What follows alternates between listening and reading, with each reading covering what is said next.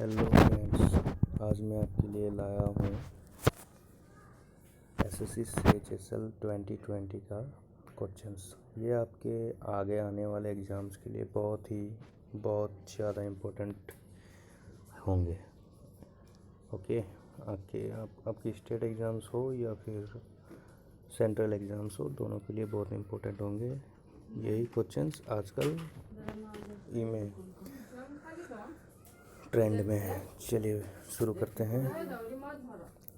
Which of the following rebellions was not against restriction imposed by British ruler? इनमें से कौन सा जो है रिबेलियन जो है वो ब्रिटिश रूलर्स जो भी रेस्ट्रिक्शंस लगाए थे उसका अपोज नहीं किए थे? तो इसका आंसर क्या होगा? इसका आंसर होगा आपका डी, नक्सलवारी रिबेलियन। नक्सलवारी क्या है? नक्सलवारी एक्चुअली आर्म्ड पीजेंट है, मतलब आर्म्ड फार्मर्स है जो 1967 में सिलीगुड़ी ब्लॉक में, दार्जिलिंग में, वेस्ट बंगाल के अंदर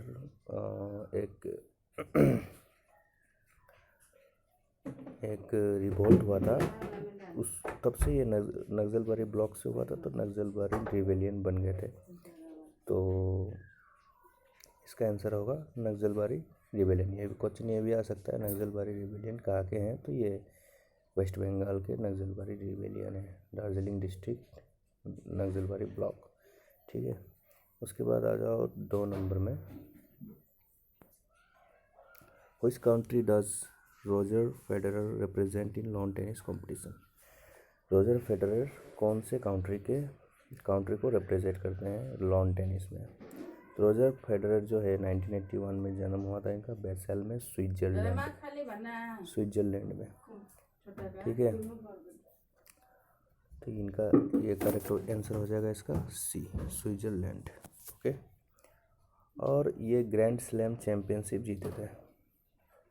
उसके बाद 3 number, what is the chemical name of common salt that we eat? जो सैल्ट हम लोग खाते हैं उसका कॉमन नेम क्या है? उसका कॉमन नेम है सोडियम NaCl, सोडियम क्लोराइड। तो ऑप्शन हो जाएगा बी। ठीक है, the gland in human body which secrets both enzymes and hormone? वो ग्लैंड जो बोथ एंजाइम्स और हार्मोन्स को सेक्रेट करता है, तो ये वो कौन सा ग्लैंड होगा? वो होगा आपका पैनक्रियास। ठीक है, पैनक्रियास जो है वो जो एंजाइम सेक्रेट करता है वो एंजाइम्स प्रोटीन, लिपिड, कार्बोहाइड्रेट और न्यूक्लिक एसिड जो फूड में होता है उसको ब्रेक करने में हेल्प करता है। और ये सेक्रेट करता है हार्मोन इंसुलिन और ग्लूकागोन, ताकि बॉडी का जो ब्लड शुगर लेवल है उसको कंट्रोल कर सके। तो ये है पैनक्रियास का काम। अच्छा, which one of the following countries official language is दारी, ए फॉर्म ऑफ पर्शियन? दारी जो है एक पर्शियन फॉर्म है, और ये आपका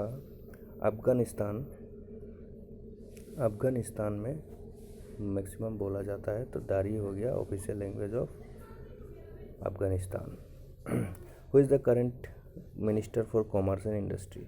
तो ये तो आपको पता ही होगा, करंट अफेयर्स का सवाल है ये तो जो इसका आंसर होगा पीयूष गोयल। ठीक है,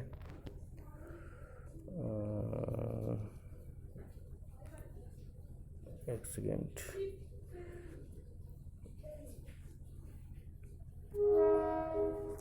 अब आ जाइए 7 number question. Which of the following organization were not formed outside India to help in struggle Indian? इसमें से कौन सा ऑर्गेनाइजेशन जो है वो आउटसाइड इंडिया में फॉर्म नहीं किया गया during the outside India to help in the struggle for Indian independence? मतलब आउटसाइड ऑफ इंडिया में बना नहीं। इसका आंसर होगा आपका हिंदुस्तान सोशल रिपब्लिकन एसोसिएशन। क्या होगा? हिंदुस्तान, सी, ऑप्शन नंबर सी। ठीक है, ये हिंदुस्तान सोशलिस्ट रिपब्लिकन एसोसिएशन को किसने फॉर्म किया था? ये भी याद रखना ज़रूरी है। ये आपका 1928 में बना था। कहाँ पे? फिरोज शाह कोटला, न्यू दिल्ली में। इसे बनाया था चंद्रशेखर आज़ाद, भगत सिंह और सुखदेव ने मिलकर। ठीक है। अच्छा, iron pillar of Delhi has baffled scientist. Iron pillar जो दिल्ली का है वो साइंटिस्ट को बेफल कर दिया है, मतलब उनका दिमाग चकरा दिया है। Baffle scientist its is weather all vagaries of weather and ये डू नॉट रस्ट और कोरोड, क्योंकि वो कोरोड ही नहीं होता, वो उसमें रस्ट ही नहीं लगता। तो वो किस चीज़ का बना हुआ है? वो उसका आंसर होगा ए, आयरन। आयरन से बना हुआ है। ओके, इसका आंसर होगा ए, आयरन से बना हुआ है। और ये कहाँ पे रखा हुआ है? कुतुब कॉम्प्लेक्स जो है मेहरौली में, दिल्ली में, उसके सामने रखा हुआ है। कुतुब कॉम्प्लेक्स में रखा हुआ है, मेहरौली इन दिल्ली। और ये फेमस किस लिए है? क्योंकि ये रस्ट रेजिस्टेंट मेटल्स इसमें कुछ है। तो इसका आंसर होगा आयरन से ही बना हुआ है वो। Which unit is use to measure noise. Noise को मेज़र करने के लिए कौन सा यूनिट यूज़ किया जाता है? तो इसका आंसर आपको पता होगा, डेसिबल। बहुत लोगों को पता होगा। डेसिबल मीटर, डेसिबल जो है ये यूज़ होता है आपका नॉइस को मेज़र करने के लिए। ठीक है, साउंड प्रेशर को मापता है decibel, decibel meter. Okay, Satish Dhawan space centre कहाँ पे है? ये सतीश धवन स्पेस सेंटर जो है ये आपका है श्रीहरिकोटा रेंज इन रॉकेट लॉन्च सेंटर है ISRO का। और ये आपका है श्रीहरिकोटा इन आंध्र प्रदेश। कहाँ पे? आंध्र प्रदेश में, श्रीहरिकोटा में। ठीक है, तो इसका आंसर हो जाएगा Andhra Pradesh, option number C. Eravikulam national park is situated in which of the following state? Indian state. Eravikulam national park कहाँ पे है? ये है आपका केरला में। इसका आंसर हो जाएगा डी। और ये कौन सा चीज़ के लिए फेमस है? ये आपका it is first national park इन केरला। ये पहला नेशनल पार्क है केरला का। इसमें टाइगर, लियोपर्ड, डोले, Nilgiri, stripe, golden spotted deer. ठीक है। इंद्रावती डैम कहाँ पे है? Indravati dam is in which of the following states? ये इंद्रावती डैम है आपका डी, ओडिशा में।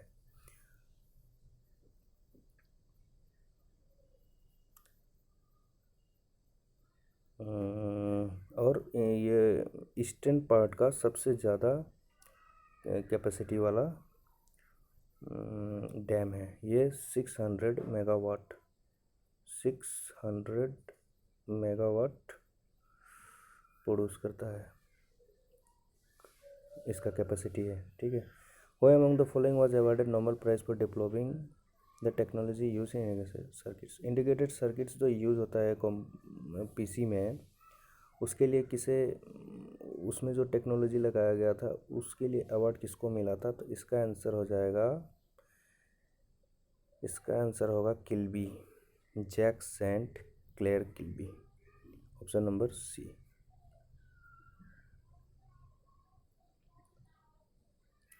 और इनको मिला था नोबेल प्राइज़ 2000 में, December 10, 2000 में, फिजिक्स में। ठीक है।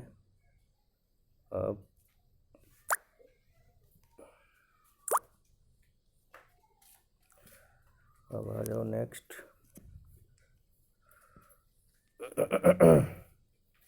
Who invented battery? बैटरी किसने इन्वेंट किया है?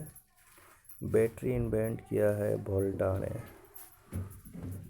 क्या होगा इसका आंसर? वोल्ट से बोल्ट, तो बैटरी इन्वेंट किया था वोल्टा ने। ठीक है, याद रखना। Seismograph is related to, seismograph किस चीज़ के लिए काम आता है? ये अर्थक्वेक को मेजर करता है सिस्मोग्राफ, अर्थक्वेक वेव्स को। जब धरती हिलता है, जब वाइब्रेट होता है धरती, तो उसे ये, उसमें जो वेव निकलता है उसको वो सिस्मोग्राफ जो है वो उसको मापता है।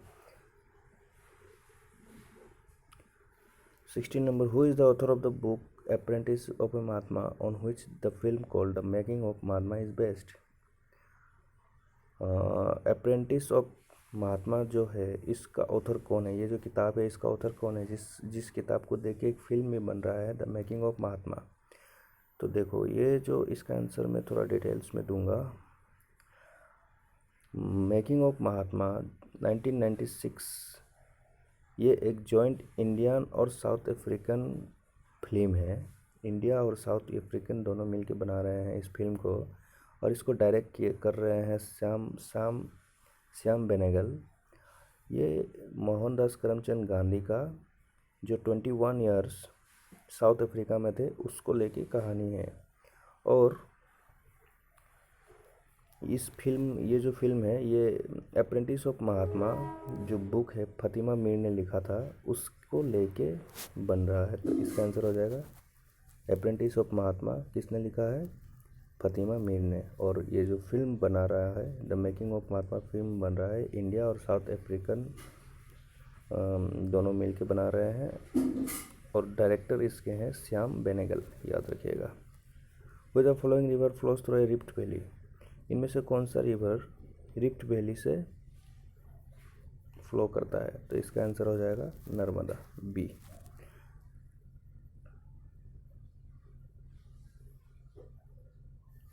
और कुछ एग्जांपल्स, और कोई जो रिवर है जो रिफ्ट वैली से गुजरता है वो है दामोदर रिवर और तप्ती रिवर और माही river.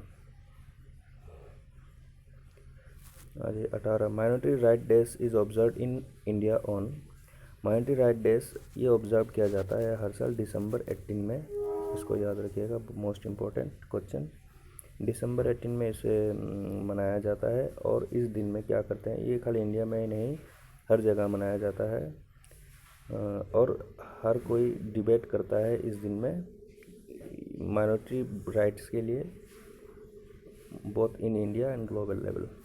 Where is the oldest continuously functioning World Bank country office, सबसे ओल्डेस्ट कंटिन्यूसली फंक्शनिंग जो हो रहा है वर्ल्ड बैंक का उसका काउंट्री ऑफिस का। सबसे पहले तो जानो वर्ल्ड बैंक जो है उसका काम क्या है। वर्ल्ड बैंक आपका वो बैंक है जो डेवलपिंग कंट्रीज़ है उसको लोन देता है, और इसका जो हेड क्वार्टर है वो है आपका वाशिंगटन डीसी में, ठीक है। तो वर्ल्ड बैंक का सबसे पुराना ऑफिस जो है वो आपका है option number D, new Delhi में, जो कंटिन्यूसली तब से फंक्शनिंग में है, और ये दिल्ली में बना था 1957 में। Which Indian city has been chosen by the World Bank for setting up its back office operation, ये भी इम्पोर्टेंट है। इंडिया का कौन सा सिटी को चुना गया है for setting up its back office operation, back office operation के लिए चुना गया है ऑप्शन नंबर सी, चेन्नई को, चेन्नई में खोला जा रहा है, ठीक है।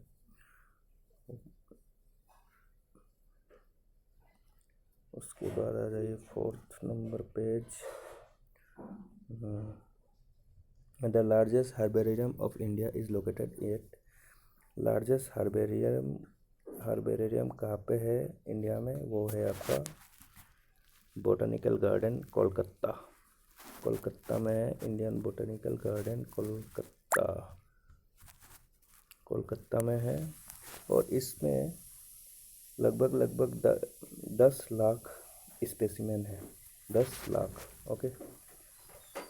तो सबसे लार्जेस्ट ये कहाँ पे है, इंडियन बोटनिकल गार्डन कोलकाता, इसे कहा जाता है largest herbarium in India. The transfer of mineral from top soil to sub soil through soil water is called, जो टॉप सोइल से उसके नीचे वाला सोइल में जो वाटर जाता है, मिनरल जो जाता है उसको क्या कहा जाता है, उसको कहा जाता है आपका सी, लीचिंग, याद रखिएगा। 23 molten rock below the surface of earth is called, जो मोल्टन रॉक है, रॉक जो पिघला हुआ है सरफेस ऑफ अर्थ के बिलो में, उसे कहा जाता है मैग्मा, ये भी इम्पोर्टेंट है, याद रखो। Sariska and Ranthambore are the reserves for which of the following, तो रणथंभौर आपको पता है कहाँ पे है,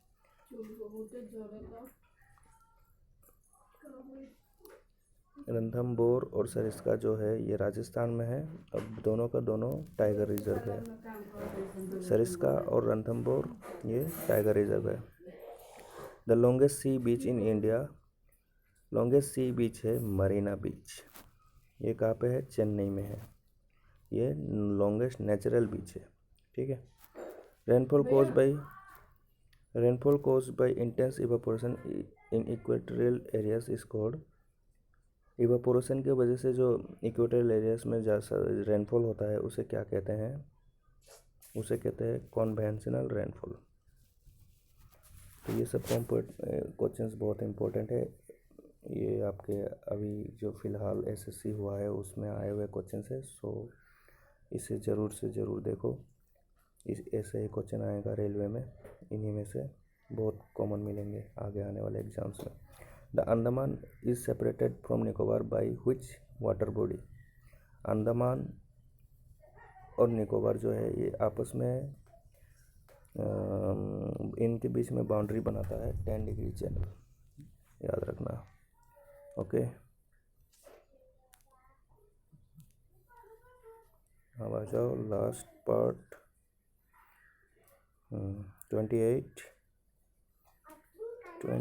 का क्वेश्चन है आपका। Ghatampur thermal power plant recently approved by cabinet is to be set up in Ghatampur ने थर्मल पावर प्लांट जो है रिसेंटली अप्रूव किया गया है। ये